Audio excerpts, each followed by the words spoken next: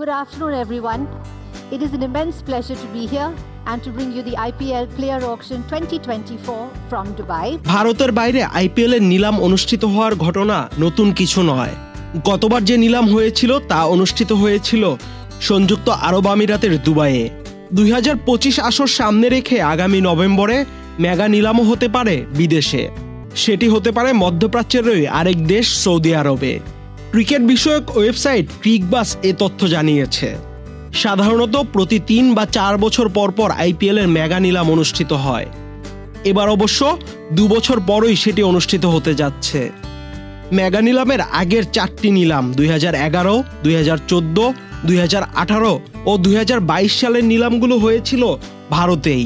প্রতিবারই শহর হিসেবে বেছে নেওয়া হয়েছিল বেঙ্গালুরুকে।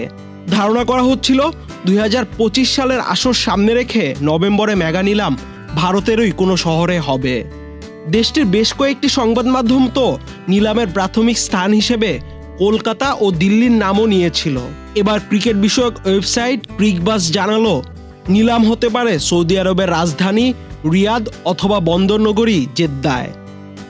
সৌদি আরবে প্রথমবারের মতো আইপিএল নিলাম আয়োজন করার সবচেয়ে বড় কারণ ক্রিকেটের পিছনে দেশটির বড় অঙ্কের বিনিয়োগের পরিকল্পনা। বিসিসিআই এরও ইচ্ছা মধ্যপ্রাচ্যে তাদের কর্মকাণ্ড আরও প্রসারিত করা এবং ক্রিকেটকে ছড়িয়ে দেওয়া। তাই রিয়াদ কিংবা জেদ্দায় আইপিএল এর মেগা নিলাম হলে ক্রিকেটের ভবিষ্যতের জন্যই তা ফলপ্রসূ হবে। লজিস্টিক্যাল দৃষ্টিকোণ থেকে বিসিসিআইও 2 দিনব্যাপী মেগা নিলাম আয়োজন করতে উপযুক্ত স্থান খুঁজছে। 10 ফ্র্যাঞ্চাইজি ছাড়াও আইপিএল এর অফিসিয়াল সম্প্রচার মাধ্যম হটস্টার ও জিওর কর্মীদের সব ধরনের সুযোগ সুবিধার ব্যবস্থা করতে হবে আইপিএল কর্তৃপক্ষকে।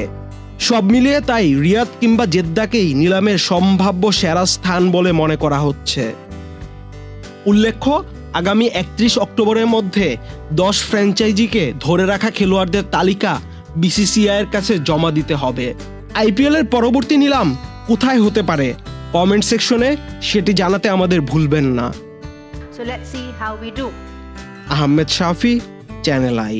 সর্বোচ্চ বিদ্যুৎ সাশ্রয় যমুনা এসি, মাত্র 24 টাকায় এসি চলবে সারাদিন। যমুনা এসি।